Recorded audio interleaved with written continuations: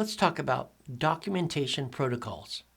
Our documentation must address spiritual needs and provide opportunity for follow-up that produces measurable outcomes. In your setting, exactly what are the outcomes you hope to achieve? Have you thought this through and defined them? What may be appropriate for a hospital setting would be very different in military, first responder, end of life, addiction recovery, or other areas you may serve as a chaplain. You have spent the last year or longer learning how to set SMART goals as part of your learning contract.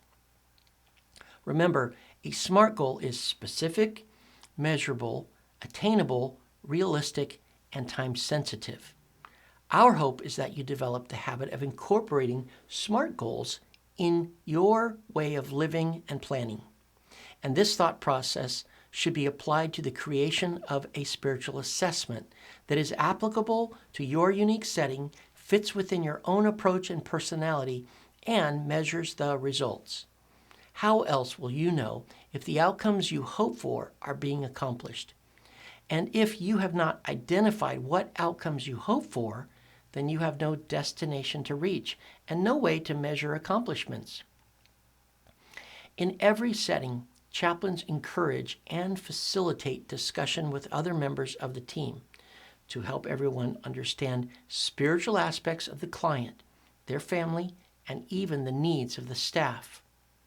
Now, effective communication requires us to do a few things. 1, clarify as needed. 2, discuss any disagreements or different viewpoints about what is happening with the person we are caring for.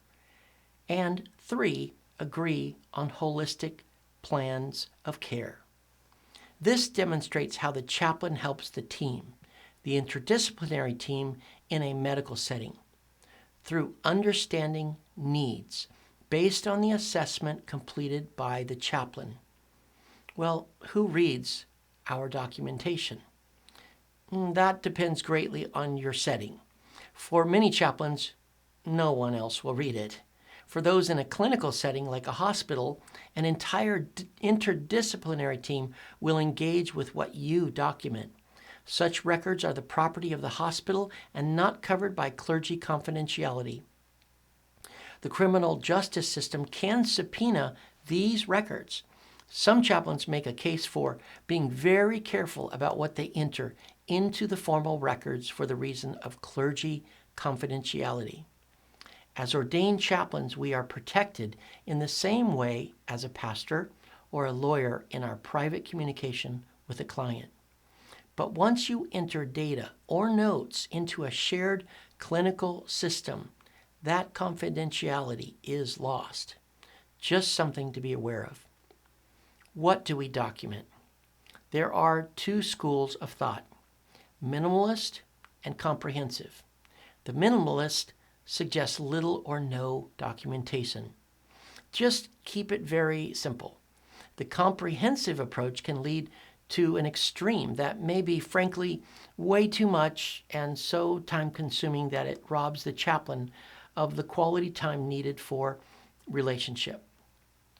Now, I lean toward simplicity and feel that the best approach to what we document is some balance between minimal and comprehensive, also appropriate for our setting and needs. It is able to identify spiritual needs and pastoral diagnosis.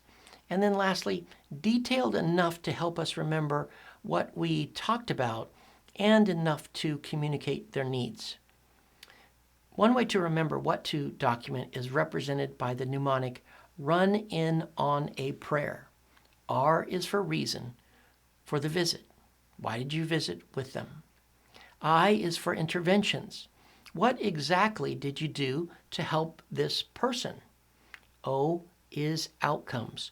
What difference did you make in their life as a result of the visit? A is assessment. How would you summarize the person's spiritual, emotional, and relational state to others on the team? And P is plan. What will be your next steps? How will you follow up? What is your plan of care? Well, now, how about where do we document? In major facilities and clinical settings, there will likely be an electronic medical record, an EMR, for documenting. This is increasingly the norm for such places, but this is still the minority when chaplaincy is considered in all its various settings. Most will still use paper documentation or may develop their own record system on their personal computer or a notepad or journal to record and remember their observations and communicate them to those that may need to know. Where you document and how you do it will depend on your setting. Now, when should you document? It is important that you develop a consistent habit of documenting every encounter. How else will you remember important details of a conversation, interventions, and outcomes, especially after caring for so many people? And so you should document 1, after every visit. 2, sometimes you document after an unsuccessful visit as well, even if a person refused a visit from you. Documenting that will tell the rest of the team that you respond to referrals in a timely manner and can be trusted to follow through with tasks assigned to you. 3, as soon as possible. You have learned from all those case studies you wrote that it is really difficult to recall the details of a conversation if you fail to document it immediately. Details will dim over time.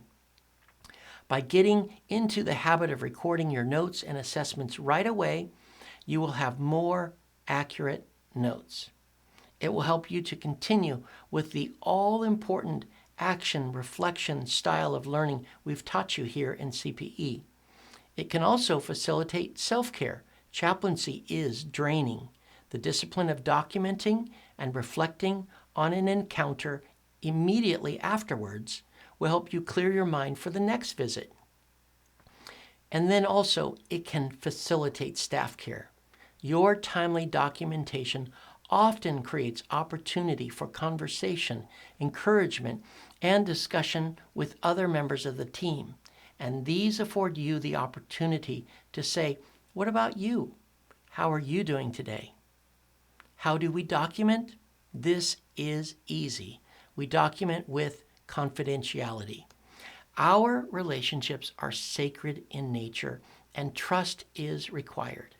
Whatever we document, we should be ever mindful of the trust a person has placed in us. Guard their confessions closely. Be careful what you share. And remember that you may be a mandatory reporter if there is danger or possible harm to others communicated by a client. Find a balance between what you record in your personal, confidential notes and what you actually share as necessary to the team. How? With clarity. We must learn to be clear. Many times we attempt to communicate a thought and the person reading it does not understand what we mean.